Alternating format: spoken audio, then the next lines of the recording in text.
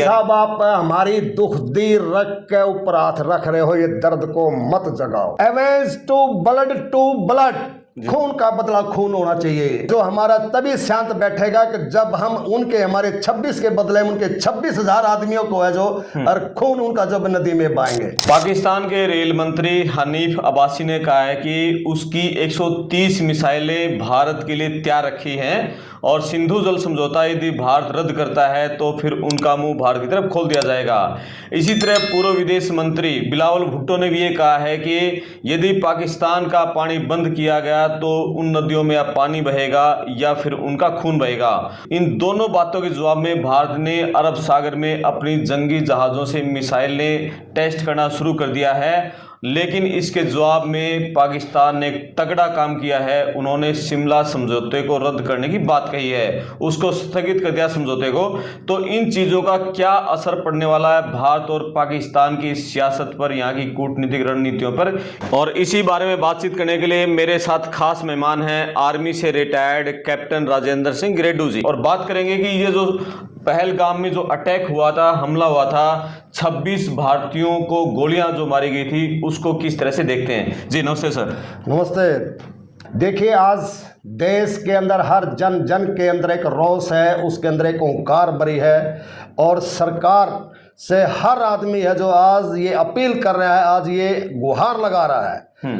आज तक हमारी इस सदी की अगर सबसे बड़ी ट्रेजेडी कहे तो हमारी ये जो पर्यटकों के साथ पहलगाम में जो हादसा हुआ है, इससे बढ़ के कोई ट्रेजेडी नहीं, चाहे वो पुलवामा हो, चाहे वो उड़ी का हो, चाहे बालाकोट किसी का भी हो जी।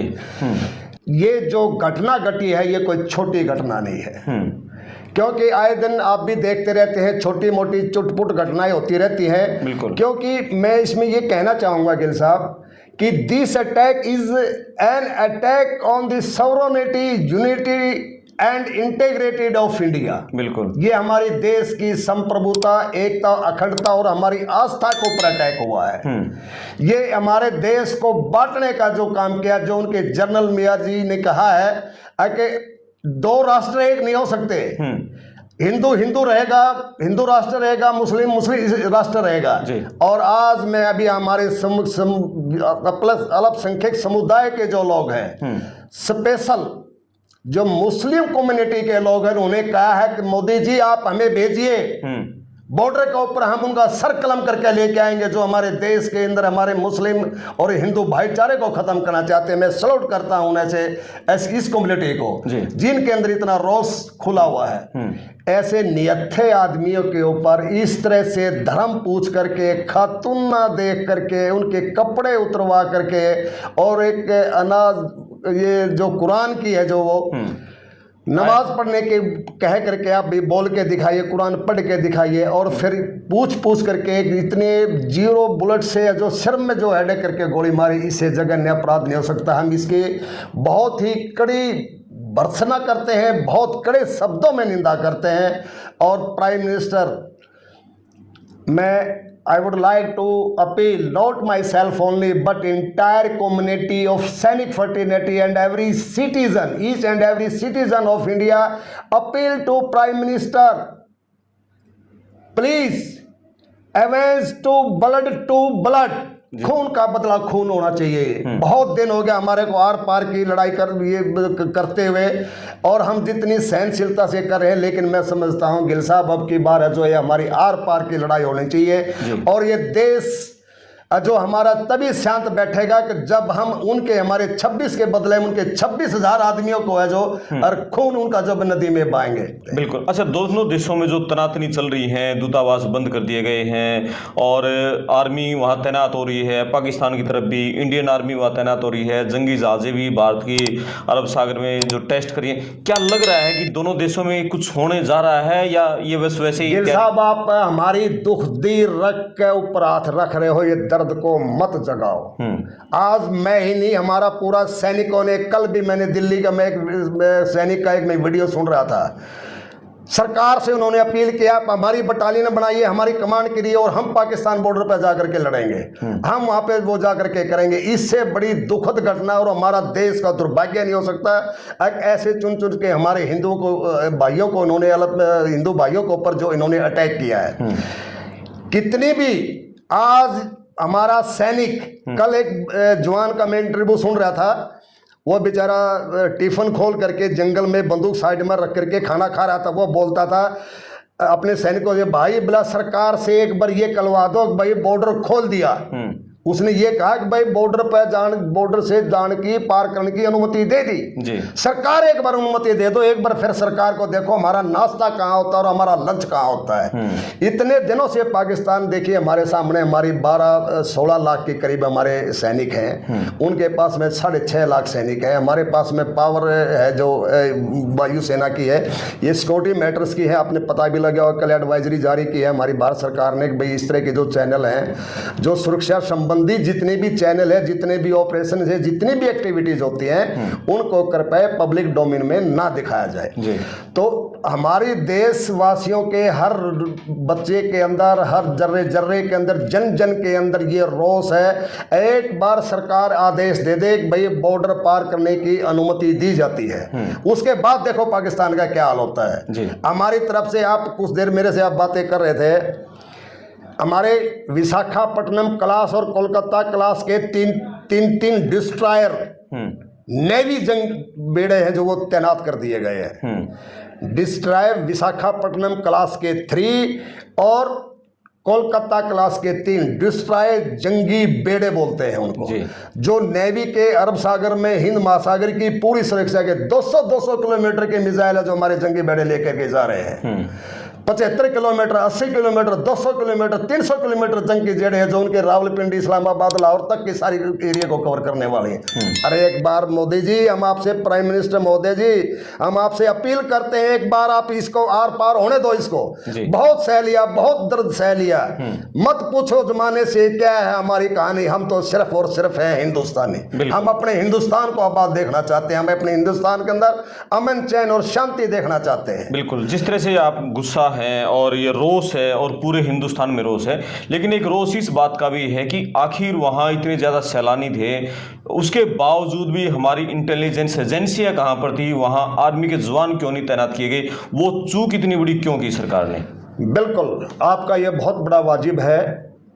देखिए, इसे ये कहने में मुझे कोई अतिशयोक्ति नहीं होगी, कोई हेजिटेशन नहीं है, एंड मैं बहुत फ्रीक्वेंटली मैं ये बातें रखना चाहूँगा कि अभी जो बातें निकल के आ रही है, ये जो टेररिस्ट थे जिन्होंने ये अटैक किया है, आपको पता है अभी जम्मू कश्मीर, जम्मू से जो वहाँ के उनके साथी उनके पकड़े जा रहे हैं, उनके घरों को डेमोलिश किया जा रहा है, 7-8 आदमियों के घरों को निकाल भी दिया है, और उनसे जब पूछताछ इंटरोगेशन चल रहा है, ये जो टेररिस्ट थे सिविल वर्दी में खच्चर बन करके यात्रियों को बिठा बिठा के लेके गए हैं वहाँ पर।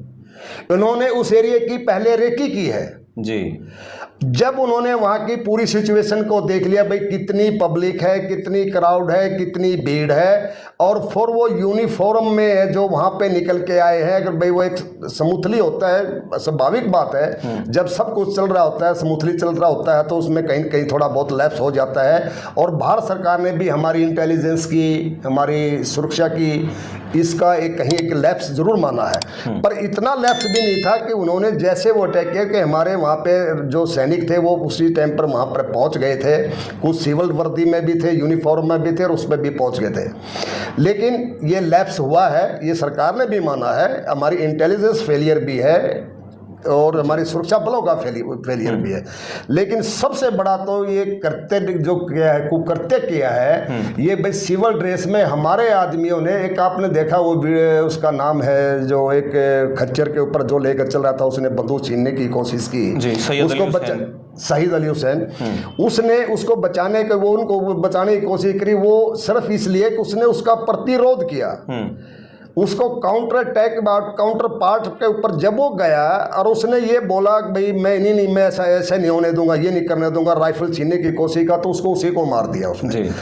तो अभी सवाल एक देखिए ये भी है कि हमारे वहाँ पर ऐसी बात नहीं है, जो मुस्लिम भाई हैं, जो मुस्लिम कम्युनिटी के लोग हैं, जो हमारे पर्यटक और नीचे लेवल पे थे, चंदनबाड़ी में थे, श्रीनगर से उन्होंने जैसे मार्च करके गए वो ऊपर जाने के लिए पहलगाम में, उनके लिए घरों के रास्ते भी खोले हैं उन्होंने। दरवाजे भी खोले हैं, उनके घरों में बिठाया भी है, उनको खाना पानी भी दिया। हम ये नहीं कह सकते कि भाई वहाँ की जनता हमारे साथ नहीं थी। हाँ, कुछ चंद लोग हैं जो वर्किंग, जो अंडरग्राउंड वर्कर हैं, जो उनकी मदद सपोर्टर हैं आतंकवादियों के लिए, उनके लिए सरकार है जिसको ऊपर सख्त एक्शन ले रही है। और उनके ऐसे आपने सुना भी है, मकान वगैरह गिरवा दिए हैं, और इसके ऊपर भी काफ़ी आदमियों की लिस्ट बना करके उनसे इंटरोगेशन, उनसे सर्चिंग और उनसे पूरी बातें हैं जो सामने आ जाएंगी, धीरे धीरे बातें निकल के आ जाएंगी। बिल्कुल। और एक सवाल ये भी खड़ा किया जा रहा है कि आर्मी में जो जवानों की संख्या है वो लगातार कई सालों से कम हो रही है, भर्तियां नहीं हो रही हैं, जवान कम है, इसलिए वहां भी सैनिकों की तैनाती नहीं थी, दूसरी जगह तैनाती थी। ये जो सेना में अभी आपने वीडियो भी सुने होंगे, हमारे काफ़ी सीनियर अधिकारी हैं जो रिटायर्ड हैं, जनरल बख्शी वगैरह के भी हैं, कईयों के मैंने द्विवेदी जी वगैरह का भी वीडियो सुना। हर साल मिनिमम 60,000 युवाओं हमारे है जो 60,000 हमारे सैनिक रिटायरमेंट होकर आते हैं। और जो हमारी आज के दिन, चाहे वो अग्निवीर हो, चाहे हमारी सेना के अंदर जो हमारी मेन पावर कट की गई है, लगभग 1,80,000 के करीब है जो हमारे आज सैनिक है जो फोर्सेस कम है। यहाँ पे ये सवाल उठता है, 1,80,000 अगर वो आज बॉर्डर पर डिप्लॉय होते, ना तो LOC से कोई क्रॉस करता है, न LAC से होता है, न कोई प्रियटेक्स तल पर इस तरह की घटना होती है, चाहे आप इसको सिक्योरिटी लैप्स माने। लेकिन आज जो युवा हमारे जो सैनिकों के अंदर मेन पावर कट जो की गई है, कृपया इसको भरा जाए, क्योंकि देश सुरक्षित तभी होता है जब हमारी सीमाएं हैं जो सुरक्षित होती है। जी, देश का राजा, देश का प्रधानमंत्री तभी अपनी प्लानिंग और डेवलपमेंट की सोच सकता है, देश जब सुरक्षित होता है, नियत्था होकर के, बेहिचकिचाहट से लीडर होकर के वो देश की प्लानिंग स्ट्रेटेजी को बनाता है और देश आगे डेवलप करता है। जब हमारे देश के ऊपर अगर इस तरह की हरकतें होती रहेंगी तो क्या तो स्ट्रेटेजी बनेगी और क्या वो प्लानिंग होगी, क्या देश का डेवलपमेंट होगा, ये हर कोई आदमी जानता है। बिल्कुल। और अब हादसे के बाद जिस तरह का देश में एक माहौल है, लोगों में गुस्सा है, और सरकार जो ये एक्शन ले रही है, क्या करना चाहिए सरकार को? देखिए, सरकार ने जो इमीडिएट जो 4-5 एक्शन जो लिए हैं, immediate steps taken by the Indian government is very good, very excellent. Every citizen of India is very happy from the decision of India government, because उन्होंने जितने भी पाकिस्तानी हमारे देश के अंदर है वो 48 घंटे के देश को खाली कर दें। दूसरा, जितने भी इंडिया में, पाकिस्तान में हमारे इंडिया के आदमी है, हमारे 72 घंटे के अंदर वापस आ जाए। अटारी बॉर्डर से जाने का जो रास्ता था, हमारा ट्रेड जो चलता था, वहाँ से व्यापार का जो धंधा चलता, अटारी बॉर्डर को बिल्कुल एकदम से बंद कर दिया गया। चाहे वो इंडस स्टेटी वाटर की जो समझौता था उसको उन्होंने कैंसिल कर दिया। और अभी भी जो बाकी जो स्टेप्स हैं, जो हमारी मीटिंगें चल रही हैं, हमारी पूरी सेनाओं को, एयरफोर्स, नेवी और आर्मी को है जो पूरा वो कर दिया। हमारे चीफ ऑफ स्टाफ हैं, जनरल साहब हैं हमारे द्विवेदी जी, वो भी बॉर्डर के ऊपर जाकर के सैनिकों से मिल रहे हैं, पूरी LOC के ऊपर जाकर के वहाँ के हम पूरा जायज़ा मुआयना कर रहे हैं। और पूरी सेना को भी अलर्ट पर रखा गया। तीनों सेनाओं के चीफ है जो वो आज अलर्ट के ऊपर हैं। और इसके ऊपर सरकार है जो कोई बहुत बड़ा एक्शन लेगी, ऐसा एक्शन लेगी जो ये निर्मम और बर्बरता से जो हत्या की गई है, कि पाकिस्तान के पास जो मतलब ये सोच भी नहीं सकेगा कि भी इंडिया इतना बड़ा एक्शन लेकर के हमारा ये कर सकती थी जी। तो ये एक सबक सिखाने का और ये बदला लेने का, खून का बदला खून का एक समय है। और हमारी सरकार से ये है, ठीक है एक शहीद हो गया, बच्चा आ गया, ऐसे ऐसे परिवार उजड़ गए, किसी का माँ का लाल उजड़ गया, किसी का सुहाग उजड़ गया, एक कोरे कागज की भांति उनके सपने माँ बाप गुजरे के सिमट करके कोरे कागज की भांति सिमट करके रहेगी जी। अच्छा, एक बच्चे के सपने है जो सिमट के रहेगी, मेरा पापा आएगा, मेरा ये लेकर के आएगा। अरे उसका दुख दर्द जिसका दर्द लगता है, जाके पैर ने फटी बुआई वो क्या जाने पीर पराई। ये बताइए कि जिस आदमी के परिवार का अंदर सब कुछ संसार लूट गया, वो क्या चाहेगा? वो तो यही चाहेगा कि मोदी जी मेरी निवेदन है, मेरे हाथ जोड़ के हमारे देश के नागरिकों का निवेदन है कि आप खून का बदला खून लीजिए। देखिए, भारत सरकार ये जो अग्निवीर योजना लेकर के आई, इसके मैं बहुत सारी बातों में आपको ये बताऊंगा कि फ़ायदा है। जी। क्यों फायदा है? एक तो हमारा यंगस्ट युवा है जिसको रोजगार नहीं मिल रहा है, उसको कुछ टाइम के लिए रोजगार मिलता है, उसके हाथ में कुछ पैसा आ सकता है, वो पैसा आने के बाद में अपना बिजनेस स्टार्ट कर सकता है। या जो गवर्नमेंट है, जो जितने भी अंडरटेकिंग है, पब्लिक सेक्टर्स में जो उनको नौकरियों का रिजर्वेशन दिया गया है, वो अपने एक लाइफ को एडजस्टमेंट कर सकता है। दूसरा, जो आज युवा गाँव में बुग्गी के ऊपर, रेडी के ऊपर, पचालों में जो कुओं पर बैठ के सिगरेट के दम लगाता है और नशे की तरफ जो हमारा युवा जो जा रहा है, उससे बचने के लिए ये बहुत बड़ा रास्ता था। दूसरा, एक युवा है जो एक फाइटर फोर्स का एक जब वो अपनी पूरी ट्रेनिंग और पूरी डिसिप्लिन लेकर के आता है, तो सिविल में भी वो डिसिप्लिन एक सोल्जर कहलाएगा और वो डिसिप्लिन से रहेगा। और कोई युद्ध यूक्रेन और रूस का किसने सोचा था 2.5 साल तक युद्ध चल जाएगा? जी। रूस की ये थी कि भाई 13 साल में हम मार देंगे, और उसने रसिया ने जो सिविलियनों को भर्ती करने के लिए 1 महीने की ट्रेनिंग देकर के बॉर्डर के ऊपर भेज करके उसने युद्ध के अंदर शामिल किया है। काश हमारे इंडिया के साथ में ऐसी सिचुएशन ना, तो उस टाइम पर हमारा जो युवा होगा, जो ट्रेनिंग किया होगा, वो काम आएगा। जी। वो जाएगा थर्ड फ्रंट के अंदर, वो रीइंफोर्समेंट का काम करेगा कि जहां मैं चलता हूं। मैं उन परिवारजनों को, हमारे पूरे इंडियन वेटरन ऑर्गेनाइजेशन, सैनिक फ्रेटर्निटी और सभी देशवासी, each and every citizen of India, we strongly condemn this cowardly incident. हम आज उन सभी को हम श्रद्धापूर्वक है जो उनको नमन करते हैं और भगवान से ये प्रार्थना करते हैं कि जितने भी हमारे वहाँ पे शहीद हुए हैं, उन सभी की आत्माओं को परमात्मा है जो अपने चरणों में स्थान दे और उनकी आत्मा को शांति दे।